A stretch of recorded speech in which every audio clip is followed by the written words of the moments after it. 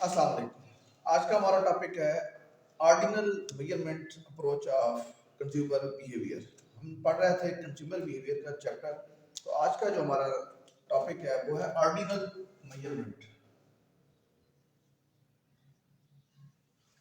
Ordinal measurement of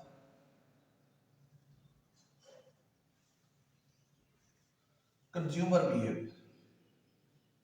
या ordinal measurement approach of consumer behaviour.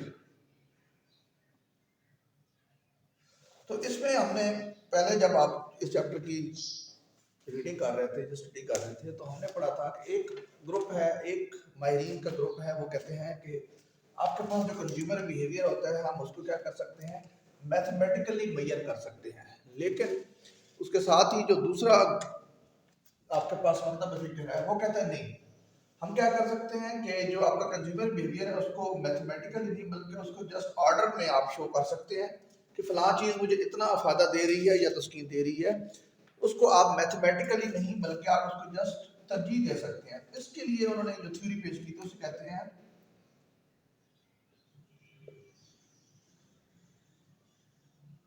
Indifference curve approach. ठीक है, अब इंडिफरेंस कर्व अप्रोच को उर्दू में कहेंगे आपके पास खत्ते अदम तरजीह। ठीक है, खत्ते अदम तरजीह की बुनियाद पे उन्होंने जो थ्योरी पेश की है उसका मुताबिक वो कहते हैं कि जो आपके पास एक सारिफ होता है, जब भी वो कोई चीज़ यूज़ करता है, कोई चीज़ खाता है, कोई चीज़ या सर्व से इस्तेमाल करता है, तो उसको जो अफादा होता है, बेसिकली हम बात कर रहे हैं अफादा की। अफादा या तस्कीन जो होती है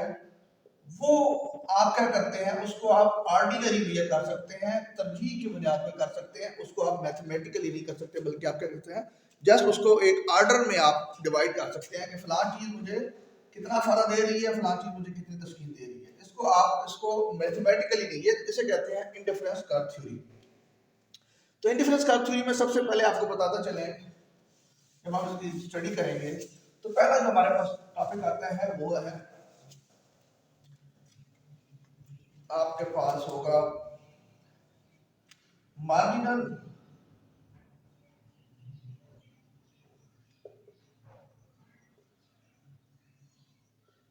रेट ऑफ सब्सटीट्यूशन। ठीक है, अब जो सब्सटीट्यूशन है इससे आपको वर्ड से पता चल जाता होगा कि खत अदम तरजीह में हम बेसिकली हम बात ये करते हैं कि सारे दो चीज़ें यूज़ कर रहे हैं, मुख्तलिफ चीज़ें यूज़ करता है। जब हम यहाँ पे सपोज करते हैं कि दो चीज़ें यूज़ करता है, एक और ए और बी, तो क्या करता है कि जब वो किसी एक चीज़ की इकाइयों को बढ़ाता है तो उसके बदले में वो सब्सटीट्यूशन क्या चीज़ छोड़ता है, दूसरी चीज़ को छोड़ना पड़ता है, क्योंकि हमें पता है कि हमेशा हमारे पास जो सोर्स ऑफ इनकम होती है वो क्या होती है, कम होती है।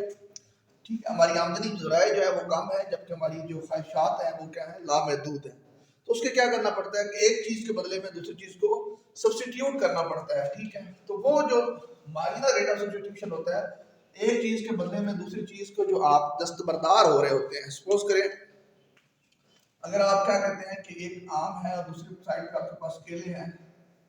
आप एक केला जब सपोज करें यूज करते हैं तो उसमें आपके पास केले 10 यूज आप कर सकते हैं। जब आप दूसरे आम एक यूज करते हैं एक, तो फिर आप कहते हैं कि जी नहीं, मैं यहाँ पे क्या करता हूँ।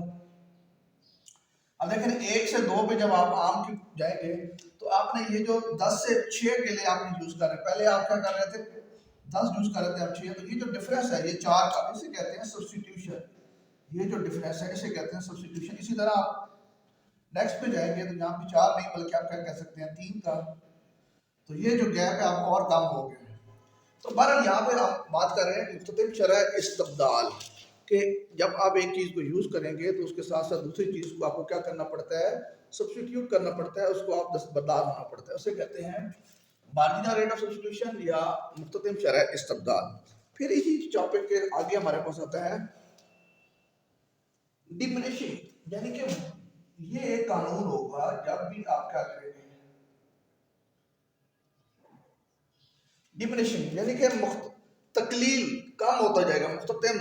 मुख्ततिम जो आपका जो रेट है वो आपका पास क्या हो जाएगा, कम होता, जैसे कि मैंने आपको बताया कि जब आप एक चीज आम को बढ़ाते चले जाएंगे तो उसके बदले में जो आपका सब्स्टिट्यूट केला है, दूसरी चीज है, उसको शुरू में आपने उसकी 4 इकाइयां छोड़ी थी, ठीक है, जो कि आपको आम जो है ज्यादा पसंद आ रहा था, फिर आप दूसरे से तीसरे पे जाते हैं, तो यहाँ पे आप देखेंगे 6 से आप 3 पे जाते हैं, तो यहाँ पे जो गैप है वो कितने का रह गया, 3 का हो गया। नेक्स्ट सपोज करें एक और आप इसकी इकाई लेते हैं, तो यहाँ पे आप चले जाते हैं 1 पे, तो अब जो यहाँ पे गैप रह गया है, यहाँ पे जो आपने इसकी जो सब्स्टिट्यूशन की है वो क्या होती जा रही है, मुसलसल कम होती जा रही है, इसे कहते हैं diminishing marginal rate of substitution, या आप कह सकते हैं मुख्तलिफ शरह इस्तबदाल, तकलीली मुख्तलिफ शरह इस्तबदाल का कानून। और यही कानून है ओवरऑल, जब भी हम कह सकते हैं कि रियल लाइफ में भी जब आप शुरू में एक चीज़ यूज़ करते हैं तो उसके बदले में शुरू में आप उसकी ज़्यादा इकाइयाँ छोड़ते हैं, जब वक्त गुजरता चला जाता है, यानी कि आम आप ज़्यादा यूज़ करते जाते हैं, कोई भी चीज़ आप जब ज़्यादा यूज़ करते चले जाते हैं उसकी वैल्यू, उसकी जो कदर है वो कम होती चली जाएगी। पहले आप 1 के बदले में 4 छोड़ रहे थे, फिर आपने क्या किया 1 के बदले में 3, और इसी तरह ये मुसलसल काम होता जाएगा, और ये फिर इसकी वैल्यू जो है वो आपको चेंज होती चली जाएगी, इसे कहते हैं मुख्तलिफ शरह इस्तबदाल।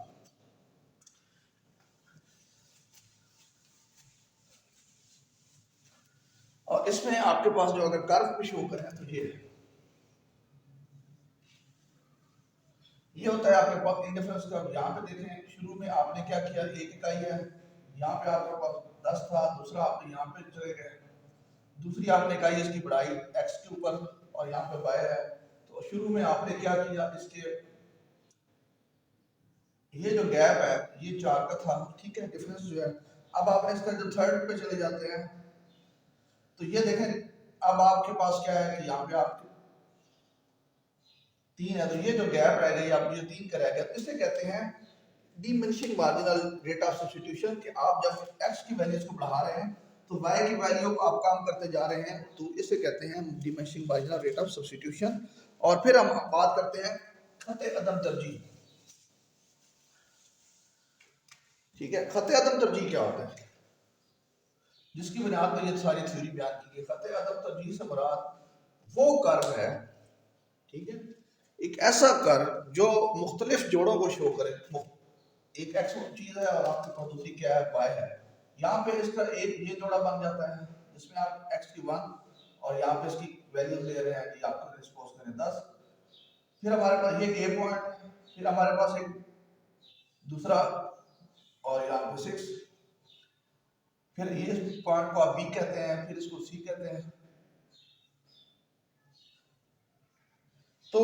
इंडिफरेंस कर्व एक ऐसा कर्व है, खत अदम तरजीह से मुराद एक ऐसा कर्व है, कम्बिनेशन ऑफ पॉइंट्स है, मुख्तलिफ जोड़ों का मजमूआ, ऐसा मजमूआ है जिसके ऊपर जो आपके पास सारिफ है उसकी तस्कीन जो है या जो अफादा होता है वो क्या होता है, लेवल ऑफ सेटिस्फेक्शन जो है वो चेंज नहीं होती, ठीक है, सेम लेवल ऑफ सेटिस्फेक्शन को शो करता है। आप इसके ए पॉइंट पे चले जाएं, बी पॉइंट, सी के या डी, जो भी पॉइंट आप इंटरफेरेंस करके ऊपर आप चले जाएं, तो सारिफ जो है उसमें क्या है, गैर जानिबदार है, उसके लिए तमाम पॉइंट्स जो हैं वो क्या होते हैं, इक्वल हैं, वो जो भी पॉइंट्स वो लेना चाहे उसको कोई प्रॉब्लम नहीं है, उसका जो आपके पास लेवल ऑफ सेटिस्फेक्शन होगा वो क्या होता है, सेम होता है, इसे कहते हैं इंडिफरेंस कर्व, ठीक है। इंडिफरेंस कर्व से मुराद खत अदम तरजीह से मुराद एक ऐसा कर्व है जिसको वो उन मजमूओं को शो करता है, दो अशिया के, जिनके ऊपर जो सारिफ है उसका लेवल ऑफ सेटिस्फेक्शन, जो तस्कीन अफादा जो है वो हमेशा क्या रहता है, सेम रहता है, वो चेंज नहीं होता, तो ये कहते हैं इंडिफरेंस कर्व। अब इंडिफरेंस कर्व की जो कैरेक्टरिस्टिक्स हैं वो ये हैं, पहली सबसे पहली बात ये होती है कि वो हमेशा क्या करता है कि वो आपके पास क्या होगा कि हमेशा लेफ्ट टू राइट जो है वो नीचे गिरेगा, ठीक है, दाएं से सॉरी बाएं से दाएं जानिब जो है हमेशा कर्व जो है वो नीचे गिरता है।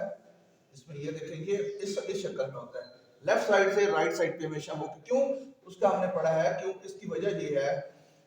जब आप एक एक्स की वैल्यूज को बढ़ाते हैं तो वाई जो है वो हमेशा कम होता जाएगा, या हमने पढ़ा था कि शरह इस्तबदाल जो है वो क्या होती है, डिमेंशिंग होती है, वो हमेशा कम होती चली जाती है, इसी वजह से ये हमेशा क्या होगा कि डाउन या fall down left to right, हमेशा क्या करेगा आपके पास बाएं से दाएं जाने नीचे गिरता चला जाता है। ये इसकी सबसे पहली खूबी है, इसकी कैरेक्टरिस्टिक्स है। ठीक है, दूसरी हमारे पास इसकी खूबी ये है कि ये हमेशा क्या होगा कि इसकी ये जो ओरिजिन है, इसकी जो ओरिजिन की तरफ जो होता है ये क्या होता है, कन्वेक्स होता है। ठीक है, ये हमेशा इसकी जो डायग्राम होगी आप इसको बनाएंगे कन्वेक्स टू द रीजन। और इसकी रीजन भी यही है कि जब आप क्या करते हैं एक चीज को एक्स की वैल्यूज को बढ़ाते चले जाएंगे तो आपको वाई की वैल्यूज को हमेशा क्या करना पड़ता है, छोड़ना पड़ता है, उसमें दस्तबरदार होना पड़ता है। पहले आप शुरू में ज्यादा उसकी वैल्यू छोड़ रहे होते हैं, बाद में कम। तो ये जो आपके पास, और ये बेसिकली इसकी कार तो है, लेकिन हम भी सिर्फ वो पोर्शन लेते हैं जो रीजन क्या होता है, कन्वेक्स होता है। हमेशा इंडिफरेंस कर्व जो है वो क्या होगा, अपने ओरिजिन टू कन्वेक्स होगा, वो मध्यम होगा। ठीक है, मध्यम आप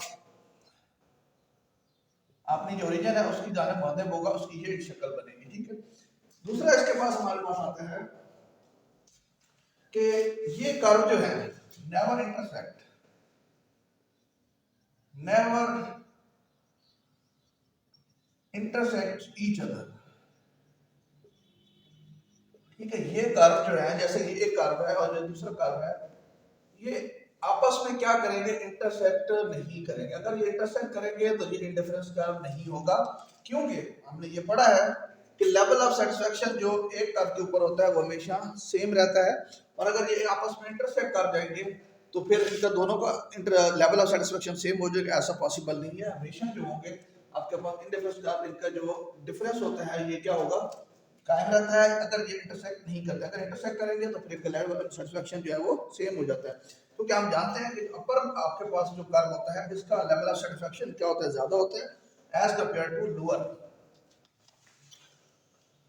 यही इसकी फोर्थ क्वालिटी है कि लेवल ऑफ सेटिस्फेक्शन जो है वो डिफरेंट होता है।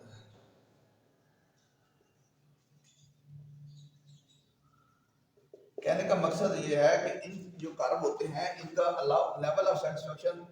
अलग अलग होता है, अफादा अलग मिलता है। ऊपर वाले का जो है वो ज्यादा होता है, नीचे वाले का कम होता है, दरमियान वाले का जो है वो दरमियानी होता है। तो ये जो आपस में क्या होते हैं, इंटरसेक्ट भी नहीं करते, कन्वेक्स होता है ये। इसके अलावा इसकी ये खूबी है कि ये कभी भी क्या होंगे कि इस लाइन के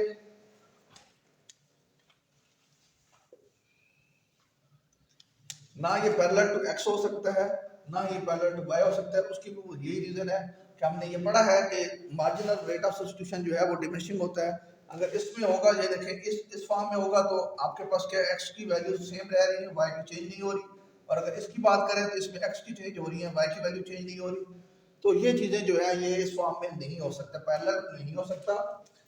तो ये इसकी बेसिकली करेक्टरिस्टिक्स है किसकी, आपके पास खत अदम तरजीह की। उम्मीद है कि आपको खत अदम तरजीह की समझ आ गई होगी। तो नहीं किसी चीज़ की समझ आ रही तो आप मुझसे पूछ सकते हैं।